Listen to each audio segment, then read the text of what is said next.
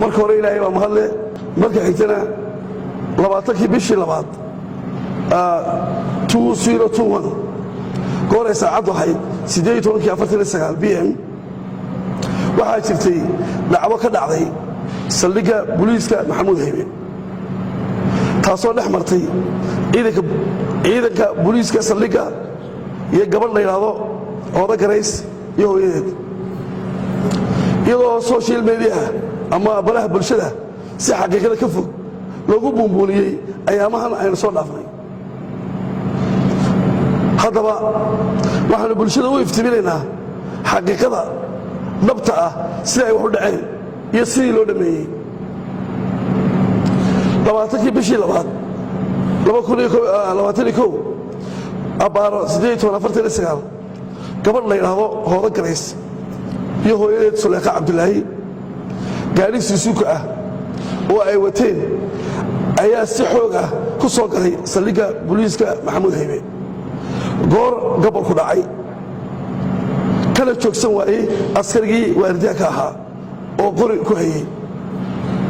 nasiib wanaag askarigii xabad kuma ridin markii ay istaagtay kadib askarigii wuxuu ku yidhi dib u qaad gaadhiga oo baarka ka dhig iyadoo ka dhagaagtay inay gaadhigii dhigto baarkinkii uu askarigu u cayimay kadibna goobtii kaga degtay baabuurkii xaggii saldhiggana u dhaqaaqday askarigii ayaa soo qabtay shalmadda kuna yidhi gaadhiga gal oo dib u qaad kadibna askarigii ayay dhirbaaxo u dadejisay askarigii ay dhirbaaxday isagoon far saarin ayaa waxaa la hadashay gabadh askariyad ah oo waardiyaha ka mid ahayd iyadiina way la dagaalantay dhaawacna way gaadhsiisay faldambiyeedkaasi siduu u dhacay oo kooban waa sidan number 1 si maqiiqan ayay waardiyihii saldhigga u soo gashay iyadoo gaadhigii wadata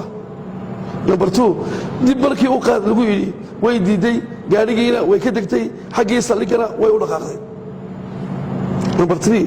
askarigii waardiyaha ahaa ee gaarka dib u qaad ku yidhina way dharbaaxday number 4 askariyadii ka qabo istriina way la dagaalantay wayna dhaawacday halkaa markay marayso hooyadee dagaalka ayay ka qayb qaadatay askarigii kalena waa la dhaawacay intii ay dagaalkan ku jireen ayay xagtimaha soo gaadheen Ooda Garays sababtaas ayaana keentay in la xidho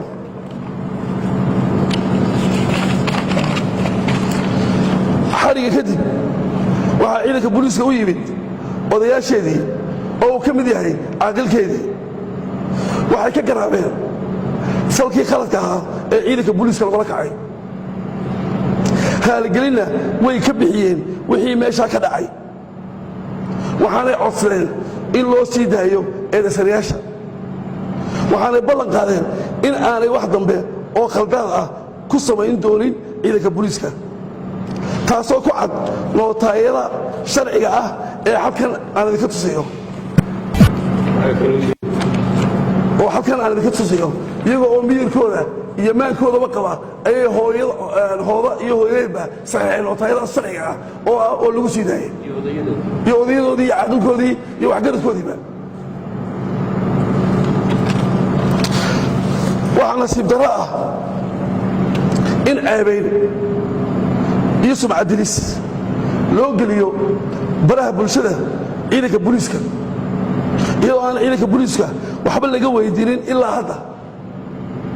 oo xafiiskii uu taliska ciidanka booliiska sameeyey cabashada xitaa mayna imanin oo aan la iman xitaa ilaa iminka halkaas waxaa ka cad in ujeeddada laga leeyahay ay tahay in ciidanka booliiska iyo bulshada colaad laysku geliyo cid kastaaba dabada ha ka riixaysay haddaba laga bilaabo maanta cidna ka yeeli mayno aflagaado ceebayn kutubasho sharci iyo kala dilista booliiska iyo bulshada ay dadka qaar caadaysteen shaqana ka dhigteen waxaana isla taagi doonaa sharciga iyo cadaaladda haddii ilaahay yidhaahdo